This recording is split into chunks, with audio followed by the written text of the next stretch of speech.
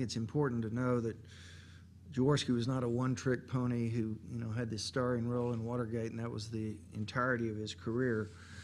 In fact, he had an amazing career. Obviously, founded one of the nation's leading. Well, he didn't find, but he's a named partner in one of the nation's leading law firms, Fulbright Jaworski, which still bears his name. But the 2 points that stand out for me from the career of Leon Jaworski that are instructive to all lawyers in 2012. Number one is the necessity of keeping your antenna up when opportunity comes along to serve a higher cause.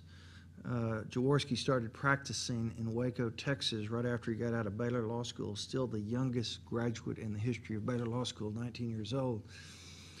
Anyway, when he was 24 years old, like Atticus Finch, he was asked to represent an African-American defendant accused of committing a felony against a white victim, all-white jury.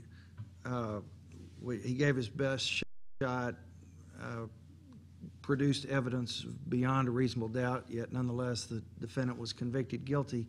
So facts virtually identical to Atticus Finch and To Kill a Mockingbird. Somebody had to stand up for the rights of that young black man, Jordan Scott, to be deemed innocent until proven guilty in Waco, Texas, and that person who left private practice to take on that higher responsibility was Leon Jaworski.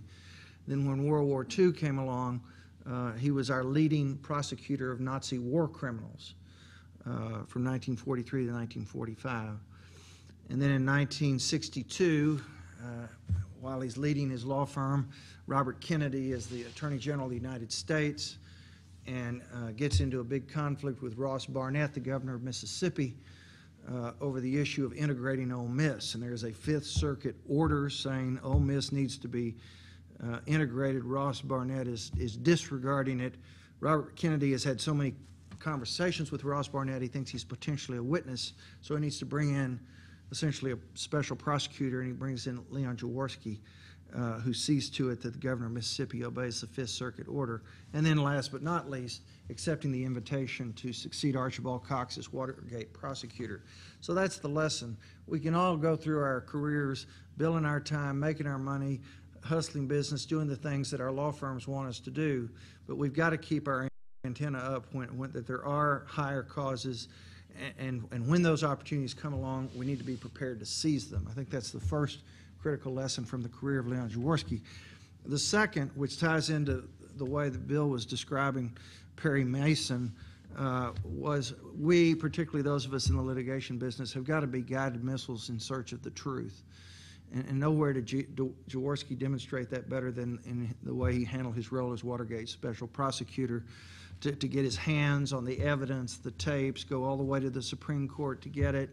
Once he got it and Nixon refused to produce it, leapfrog over the D.C. Circuit, go straight to the United States Supreme Court, argue and win a unanimous opinion.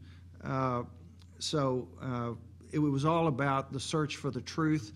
Jaworski, in fact, had voted for Nixon in '68 and '72, had been a fundraiser for Nixon in the '72 election.